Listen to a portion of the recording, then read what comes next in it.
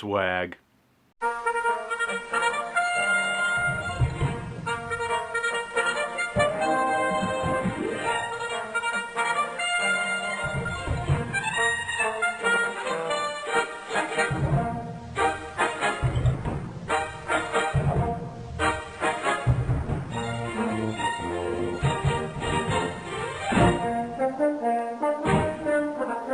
Yeah, okay, I'm not doing the whole video with these on. You know, in retrospect, it does seem a little weird that the Iron Man video was the video that was released on the 4th of July and not the Captain America video, but it kind of has to be that way. Like, I'm trying to maintain some rough semblance of chronological order, but also it's kind of hard to talk about Captain America Civil War if you haven't first talked about Iron Man at least a little. So, Captain America, he's a little bit divisive, certainly nowhere near as much as Thor, but he is somewhat divisive, and I can definitely understand why some people don't like him. I mean, the whole idea behind his character is that he really is every bit as profoundly good as he appears to be on the surface. None of it is an act. He's brave, noble, self-sacrificing, kind, polite, optimistic, and genuine. And a lot of the world has gotten so cynical and we're so accustomed to irony by this point that someone as hopeful and sincere as Cap can be a little bit hard to swallow. Cap's defining trait is that he is a guy who you know who is always going to do the right thing. And it's really hard to make a character like that interesting. The way you make a guy like that interesting is by putting him in scenarios where doing the right thing means that you're going to get the absolute crap kicked out of you, even by your friends who think they're doing the right thing by trying to stop you. And that is pretty much what the Captain America movies do, and it really works. The first Captain America movie is great. I think it's kind of, in a lot of ways, just sort of the perfect Captain America movie. Again, it's 100% free of irony, and I think that's really one of the main reasons why it works as well as it does. Captain America is just not a character that works if you approach him ironically. It's full of really charismatic performances. It's got tons of really individually memorable moments, most notably like the whole USO Star-Spangled Man with a Plan thing. God, I love that scene. And it really gets the idea of Captain America across better than, I think, anything I've ever experienced really has. Most superheroes come upon their powers by accident. Whether it be by an accident of birth like Thor, or like some sort of super science accident like Spider-Man, or an accident of circumstance kind of like Ant-Man, and then through their character journey they have to sort of prove themselves worthy of having the power that they have. But Captain America is the opposite. The person that he is, and the person that he's always been, is what made him worthy of being given the suit and the powers. I think the best scene in the entire movie is probably that moment where the dummy grenade gets tossed out and everybody else ducks for cover, except for little Steve Rogers, who doesn't even hesitate to jump on that grenade to save these lives, even though ostensibly the other guys in this sort of military unit haven't been all that kind or sympathetic to him. But that doesn't matter. He can save lives by giving up his own, and he doesn't hesitate to do so. But yeah, I really love the first movie, wouldn't change a thing about it, I gotta move on. Number 2 is also really good. The big twist involving S.H.I.E.L.D. is really great, really feels justified, does a lot to help shake up the status quo of the Marvel Cinematic Universe. I love what they do with Bucky Barnes. I think that he's, you know, a really great, really interesting character. And the thing about the relationship between Bucky Barnes and Steve Rogers is that a lot of it is very much implied. Like, we don't actually see tons of their friendship playing out on screen, even in the first Captain America movie. But the actors just do a really good job of making it feel like there is a long and storied and important history between these two guys. And actually, I feel like I should take a moment to address the whole Stucky thing. There are a lot of people on the internet who ship Bucky Barnes and Steve Rogers, like they like to picture them as a couple together, like a romantic couple. And you know what? There is nothing in the text or subtext of these movies that really contradicts that as a reading, so I don't have a problem with it. I do not personally ship Bucky Barnes and Steve Rogers, but as I've said before in other videos, I'm just not much of a shipper.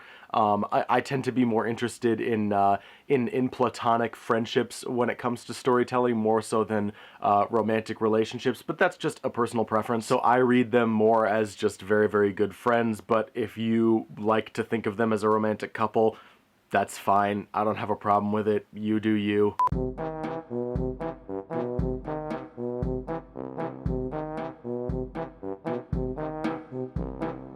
But anyway, back to the Winter Soldier. Falcon is also a really, really cool and interesting character. Also in the Winter Soldier, I feel like Black Widow finally starts to sort of begin to realize the potential of her character. The action is just beautiful, like extraordinarily well choreographed, brilliantly shot. Like so much of it is just about like fisticuffs and like knives, and it's just, it's really sort of like, it's dirty without being gritty, if that makes sense. And on to Captain America Civil War, which I think is probably one of the best examples of why the Marvel Cinematic Universe was worth creating in the first place. The Avengers, you know, like, I like that movie okay. It's definitely got some problems, which I'll get to later when I talk about the actual Avengers movies. And Civil War is popularly acknowledged as sort of an Avengers 2.5, and arguably a better Avengers movie than Avengers 2 actually was. Again, I will get to that later when we talk about the Avengers. I gotta keep focus here. Civil War is a really great culminating moment, both for Steve Rogers as a character and for Tony Stark as a character. Like, both of their respective character arcs have been built up really, really well up to the point of Civil War. Like, they've built up this very essential difference between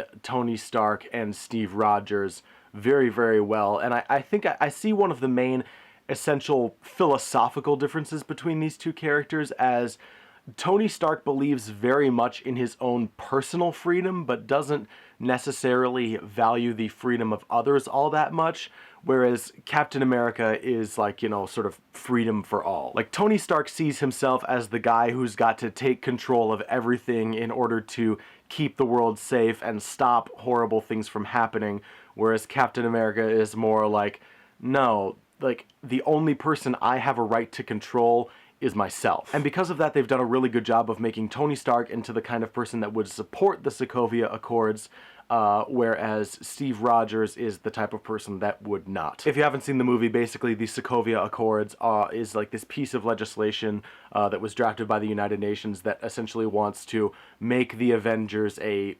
government-regulated outfit. I think the smartest decision that the filmmakers made was to take the whole idea of the Sokovia Accords and just put that in the background, you know, use that as a backdrop. It's all just a framing device used to facilitate all of these different interpersonal character interactions. And it really runs with this idea that very big, important things are ultimately built from very small and personal things. The ensemble moments are not overdone, and this is still primarily Captain America's story. Like, he is absolutely the central main character of the narrative of Captain America Civil War.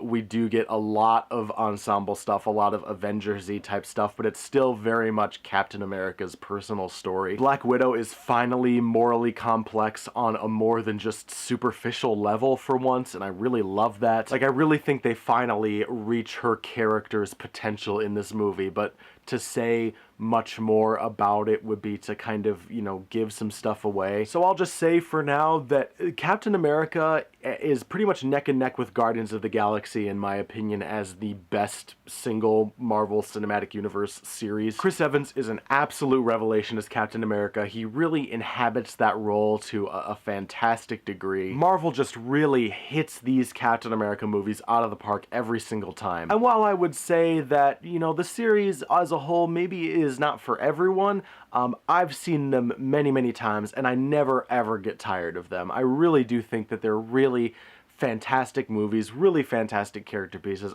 I love the hell out of them. Both Civil War and Winter Soldier are absolutely worth owning, and Captain America: The First Avenger is actually one of only 2 movies in the entire Marvel Cinematic Universe to which I would give the ultimate recommendation. I really do think it's an amazing movie. I really, really love it. It's just so uplifting, and it's a movie that I think really came along at a time when it was very much needed, and I think is definitely still needed in this country and in the world. But that's pretty much it for Captain America. Next time we are going to be talking about the Avengers, finally. So please come back for that in a few days, and until next time, Code Monkeys, I will see you later.